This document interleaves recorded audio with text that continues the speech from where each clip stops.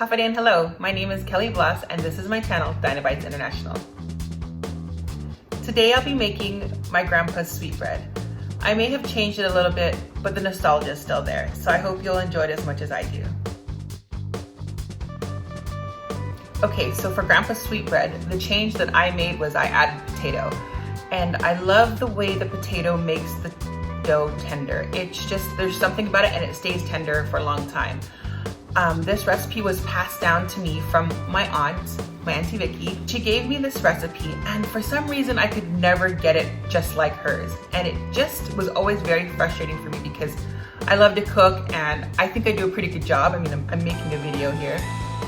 And I just couldn't get them to be as soft as her or as tender as hers. And I didn't know why. And then one day I stumbled upon a recipe that added potato to the dough. And when I tried that recipe, I absolutely loved it. I loved the tenderness of the dough and really how long it stayed tender. Like you could leave it for days and it would remain tender. And my experience in the past of making this recipe was that, you know, as soon as it came out of the oven and that same day, of course, it was tender and soft. But the next day it always kind of became a little bit tougher and a little bit more like a biscuit, that texture. And it was very frustrating for me because when I'm having sweetbread, I want it to be soft and tender. So taking that recipe and just adding something like potato to it changed everything. And so today, as we're making this recipe, the first thing we're gonna wanna do is boil potato with the skin on. And you'll probably need to boil it for about 15 to 20 minutes, about a medium potato, because we're only using half a cup for a single recipe. Once the potato has cooked for about 15 minutes, stick a fork or a butter knife through it, and if it goes through with no resistance, it's done. Take it out of the hot water and let it come to room temperature because it's gonna be really hot to the touch. Once it comes to room temperature, peel off that skin.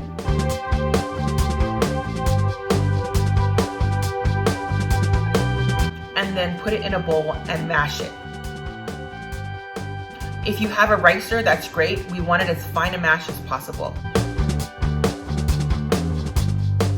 Finely mashing a potato with a potato masher does take a little bit more work than a ricer would, but it's not impossible.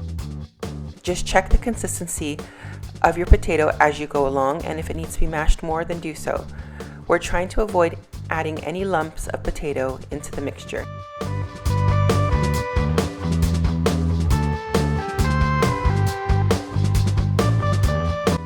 So now that we've mashed our potato, we're gonna measure out the rest of our ingredients. To bloom the yeast, you need a half a cup of warm water at 110 degrees Fahrenheit, 2 1/4 teaspoons of active dry yeast, and half a tablespoon of sugar. Mix those ingredients together really well and put it aside until we're ready to use it. To the bowl of your standing mixer, add your bread flour and your kosher salt, and then attach it to your standing mixer. And then stir the flour and salt together.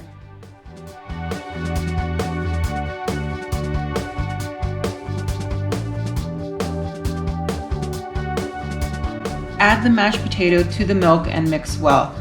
This will just allow the potatoes to get mixed into the dough a lot easier. Then add your sugar and turn your standing mixer on to the lowest speed.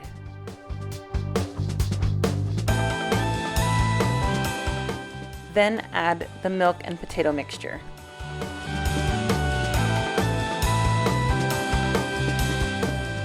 Add the melted butter.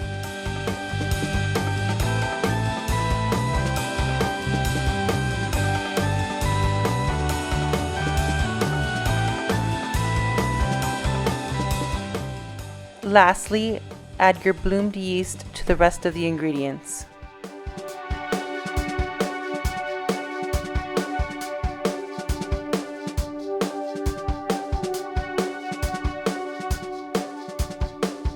Then you'll want to turn your standing mixer on to medium-high and allow the mixer to knead your dough for 10 minutes.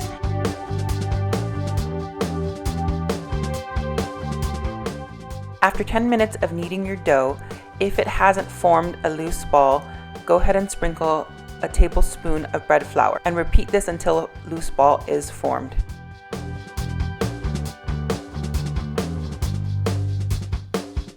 Make sure to oil the bowl you'll be using when you're proofing the dough so that it doesn't stick.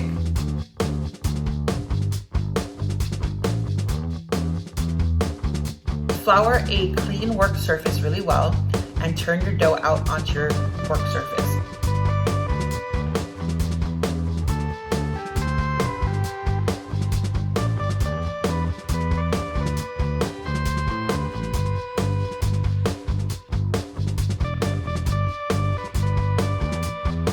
You also want to sprinkle some bread flour on the top of it, just to keep it from sticking to your hands.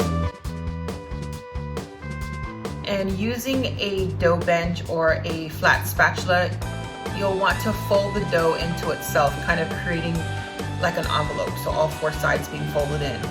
And you'll want to keep doing that until the dough becomes less sticky. And once you kind of get that consistency where the dough's not sticking to your fingers or sticking to the spatula or dough bench, you'll want to turn it back over onto the side that it's been folded into, and you'll want to continue to tuck and turn the dough.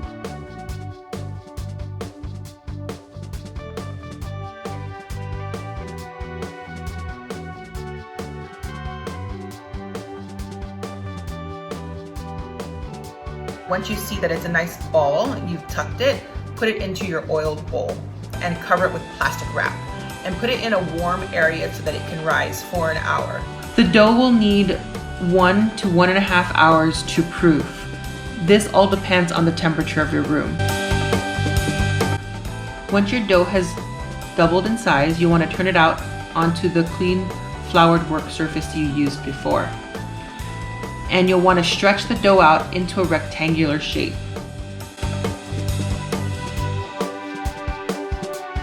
Roughly 9 inches by 15 inches.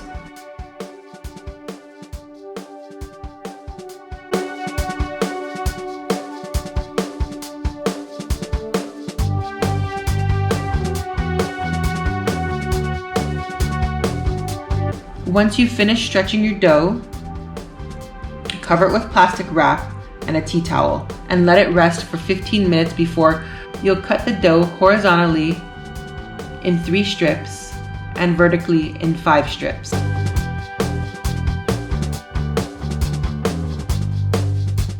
And this will create 15 pieces of dough. Make sure to evenly grease your baking pan with some butter to prevent the dough from sticking to the pan when baking. Then you'll form each piece into a ball, tucking it into itself.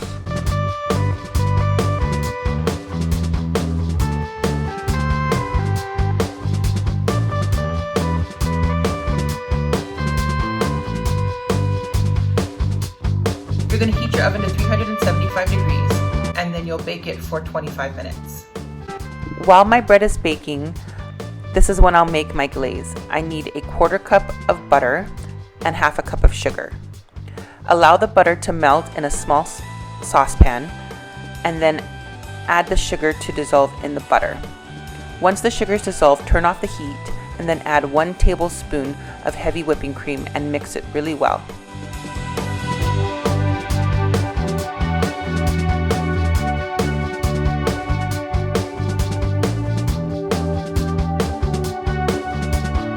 Using a pastry brush, you will spread the glaze over the top of the finished sweet rolls.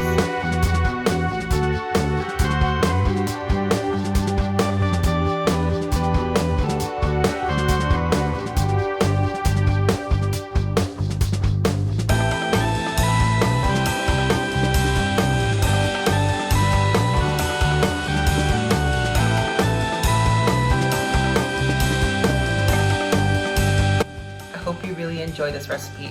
It's from my grandpa. Yes, I've made changes, but it is really delightful. Thanks for watching. If you enjoyed this video, I hope you'll like, share, and subscribe to my channel. And if you want the recipe, I've included a link to my website in the description below.